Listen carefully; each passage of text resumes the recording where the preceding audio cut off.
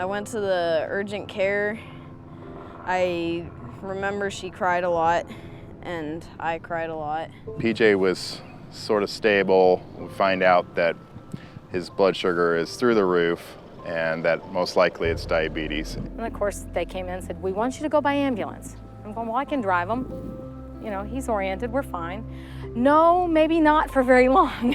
It's like, okay, ambulance it is. So they took us to Marietta, Loma Linda. So when we first arrived to PJ's room in the ER at Loma Linda, you could tell that everybody in the room was nervous. PJ was nervous, he was quiet. Mom and Dad, they were also very nervous, you can tell. So the first thing we did was we walked in, introduced ourselves, and let PJ know that anything we do, we were gonna let him know ahead of time. There were no surprises. Michelle and I, we just started to engage them and just, I think, calm them a little bit and answer any questions that they had. PJ looked a little nervous, but after a little while, he just warmed right up to Michelle and Tara. By the end of the call, when we were getting ready to take him out, everybody was happy and joking, and it was just a great team effort. And when they got there, everything went so well and everything was so perfect.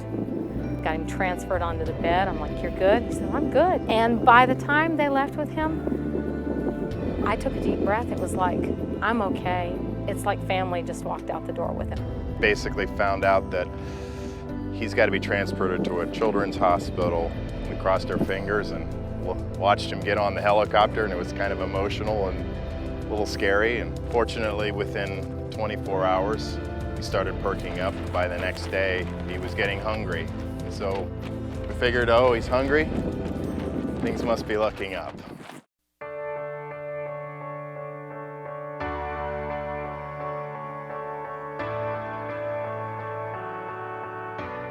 So you start getting the bills and you're thinking, oh, holy cow, I hope the insurance helps with this.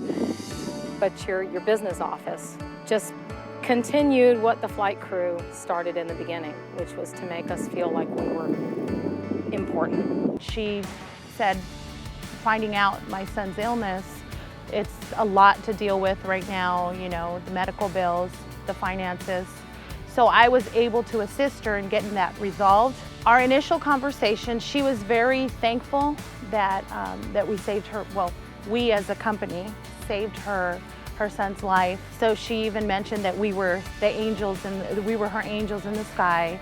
And so from the time they told me when they put him on the stretcher and rolled him out the door, don't worry about a thing, and the business office said, don't worry about a thing, I haven't had to worry about a thing.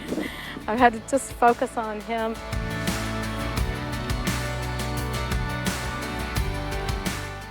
You know, we deal with a lot. We see a lot, and just to see PJ and his parents, to see them today and just to get to know them a little bit better and just to feel the warmth from them and the appreciation from them, and just to see their gratitude. It's so rewarding. Throughout the years, probably the most rewarding events is meeting the family and the patient outside of that hospital environment. To have the experience to come out and meet the family and meet the patient and know that they're doing well. Then it looks like PJ is just doing great. Everybody went out of their way to make it as painless as possible and as good as possible. So we're grateful for the fact of the service that we got, your group, and the professionalism with Mercy Air, and we couldn't be happier.